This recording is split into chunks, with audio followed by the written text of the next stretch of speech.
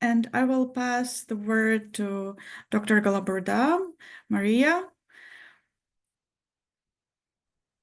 Thank you, Valeria, for moderating and for participating in our event and for contribution to this project so much.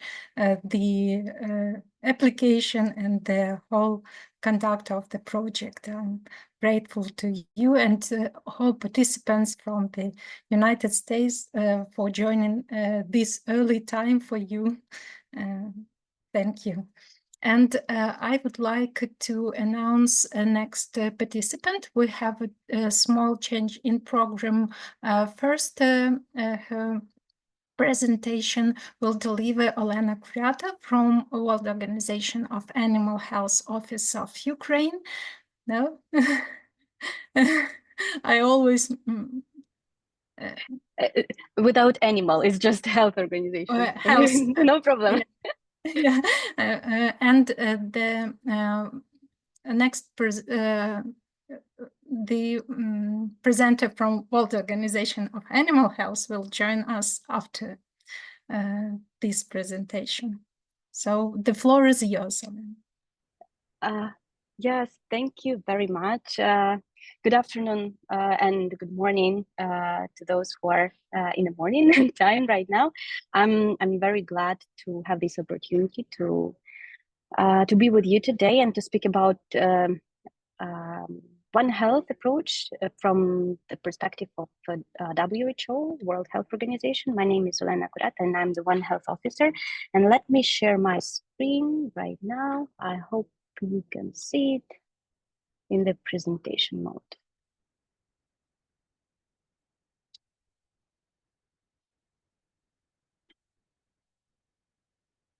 Please let me know if you see the screen. Yes, everything is good. Thank you very much. Okay. So the story about the resilient One Health approach in Ukraine.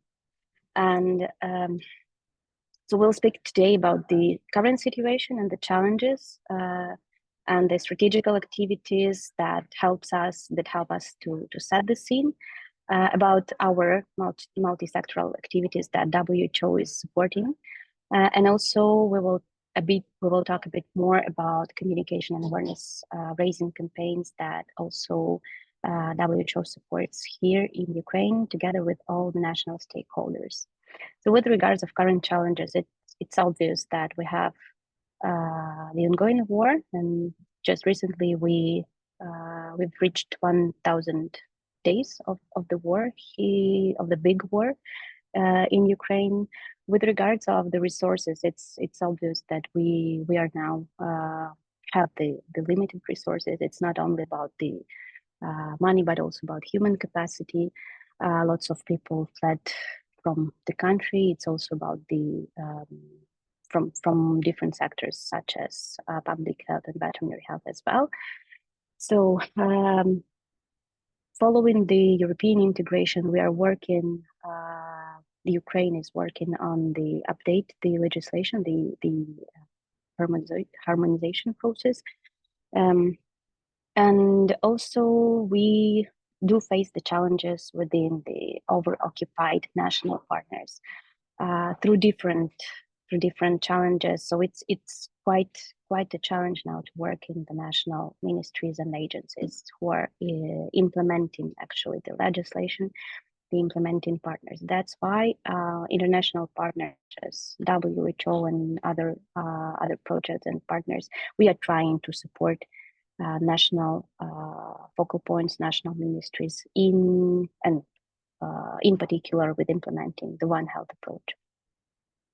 By saying this, let me come back to the 2021, November, December, because at that time, WHO conducted the joint external evaluation of IHR core capacities. IHR stands for International Health Regulations. And why I'm talking about this, because one of the core overarching recommendations set by the external partners, external consultants, they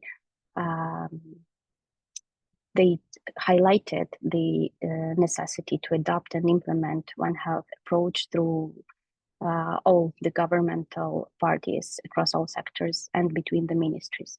And it was also recommended to undertake the prioritization exercise for diseases, both for human and animal sectors. And that's this report was issued straight before the full-scale invasion happened in February 2022. However, we kept supporting Ukraine and national parties. Not straightforward, obviously. That took us a couple of months to support the programmatic manner of not only emergency part, but also the program part. And we conducted the One Health zoonotic disease prioritization using the CDC tool together with our CDC partners from Atlanta.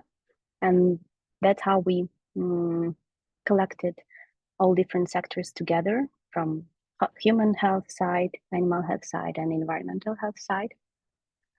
And using the special tool, special criteria set up by the national partners, we supported the prioritization OHZDP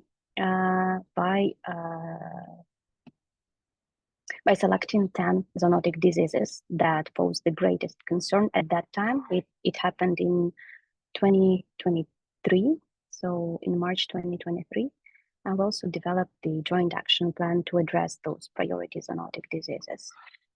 And let's look at this slide that shows us those 10 prioritized zoonotic diseases.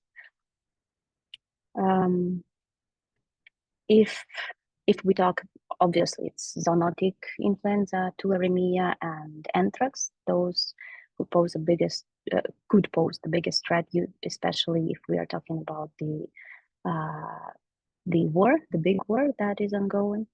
But let me speak more about rabies, that is also here in the list of 10 diseases. We decided that this disease, like rabies, that is still present in a big amount in the animal health sector.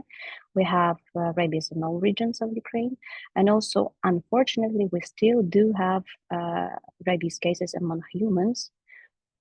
That's why we decided that this disease can be kind of entry point to try to connect different sectors all together in order to eliminate rabies in Ukraine and to prevent human deaths, especially following the global strategy 0 by 30. That's how we end up and conducted this intersectoral rabies conference in 2023. It took place in Lviv. It collected lots of different partners, national and international, like from different partners. Within also we had international experts from quadripartite, the best experts on rabies from different sectors. And also we talked a lot about the plans, about the challenges, the gaps. We've also talked about the stray dog population, but also the ban on hunting that is now in place since February 2022. So that's how we end up and decided that we need to kind of legalize all those challenges and actions in one document. That would be very challenging. And I will speak more about that in kind of couple of minutes. From the capacity building point of view, WHO supported veterinary specialists in the labs. And that's how we conducted 4 practical trainings. Each of the training was conducted for 5 days. So those trainings were related to PCR diagnosis of rabies with the basics of biosecurity and biosafety, and we covered all regions of Ukraine. So over 80 staff of veterinary labs were trained on the PCR diagnosis of rabies. And why we performed those trainings, because we also are working and supporting the update of national legislation, because the national order of the Ministry of Agrarian Policy is outdated, and there is no legal framework for conducting the PCR diagnosis of rabies, which obviously will save time in order to diagnose PCR in animal, and it will save time to move further with the diagnosis of human cases. Let me talk more about the consultations, national consultations on rabies that I talked before, basically about the process that we understood we need to formalize this all these big challenges and national action plan, how to address all the challenges within the rabies elimination in Ukraine into one document. And that's how we conducted list of different meetings, both physically and online. And we developed a national strategy, draft national strategy, and its operational plan to eliminate rabies in Ukraine by 2030.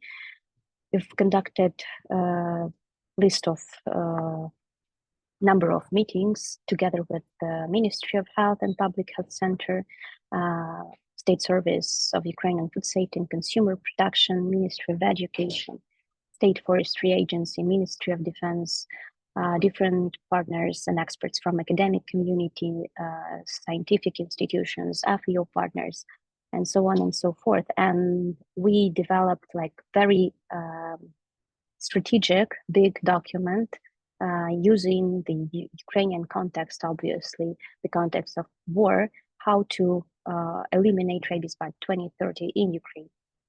So it has 7 different objectives that obviously consists of cooperation mechanism, like coordination and cooperation mechanism between different sectors, but also how to improve the system of epidemic and episodic rabies surveillance, community engagement and awareness campaigns about the rabies among the population,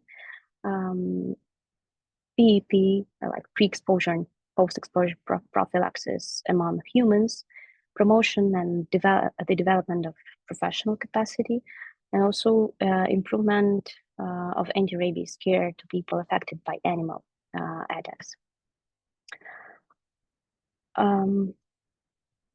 So speaking about communication and awareness raising, we understood that we need to like use all of our tools and social media channels and different activities to engage the general public and to speak about the rabies, the right right activities, how to handle with the animals. And we conducted kind of involvement of public, like we conducted the picture contest among children. We received lots of different nice pictures, nice drawings from children last year, and it was one of very nice, actually, I would say, activity about the communication and awareness raising. And we've also worked closely with the national partners from Ministry of Health and Food Safety and Consumer Protection Service by developing the One Health, let's say, One Health poster about the rabies. And it was printed out in a very big amount and transferred and shipped, distributed to all regions within a network of public health center, but also within SSUFSCP, Food Safety and Consumer Protection Service network. We also used this poster. We put there the QR codes, both of them. One is if you put your camera on that QR, you will find the list of hospitals where you can get the vaccination against rabies if you unfortunately was bitten by a rabid dog, or if you don't know if it was rabid or not. So there is a list like with the regions of all Ukraine where you can get the free of charge post-exposure prophylaxis, and also the QR code. If you scan it, you will reach the list of veterinary hospitals where you can go and find and get the free vaccination for your dog or cat. So here you can see that it's not the case that posters are stored under the desks, let's say, but it was really distributed and hand out in different hospitals, administrative buildings, different services, and so on and so forth.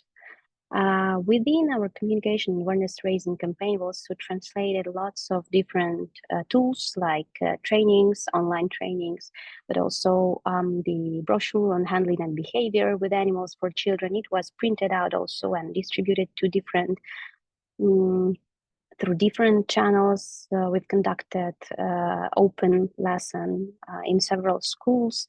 Yeah, here are also few brochures translated into Ukrainian about FAQ for medical doctors and FAQ for general public about rabies, but also the global strategy 0 by 2030, 0 cases of rabies on 2030, and also the post-exposure prophylaxis decision tree for medical doctors. Within our rabies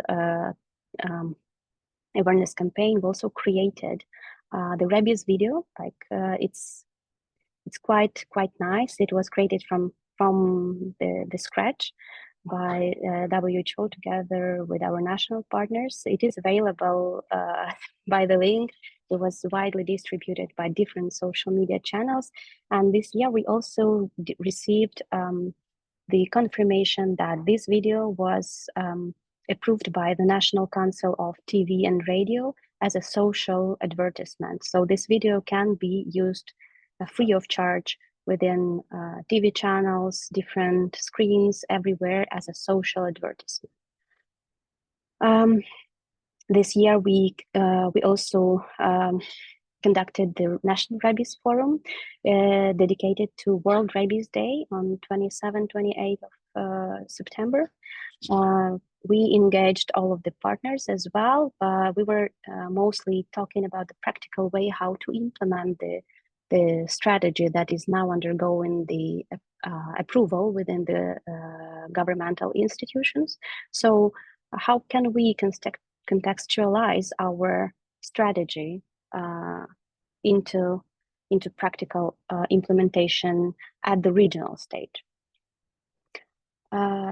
After this forum, we finalized the kind of decree, the resolution of the forum, and yeah, I must speak also about the National Bridging Workshop that is under quadripartite umbrella, was conducted here in Ukraine. Hopefully this year. It tended to be conducted back in 2020, but at that time all of us were under quarantine because of COVID.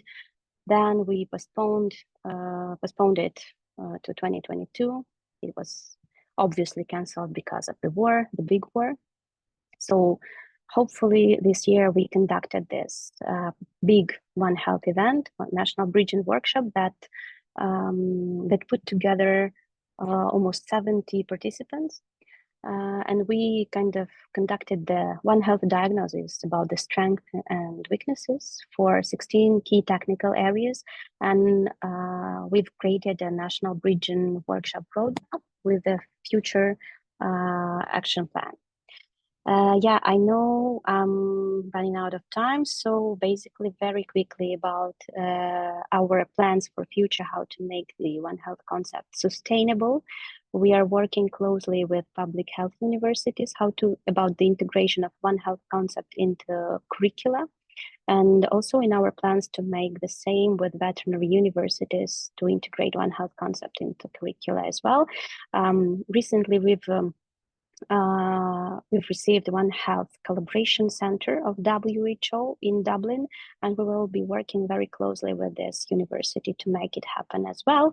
And once again, this year we piloted very nice game tool, which is called One Health Mural. And Maria, a big thanks to Nulis University, that was our big partner in this pilot. This is very nice game for students, but not only for students, but also for experts. And we've managed to make this game alive, and it was widely spread across different universities. So not only in US, but also in other regions as well. And I would be very happy if there will be another opportunity to play with students again. I have a short video. I'm not sure we have time, so that's why I just skip it.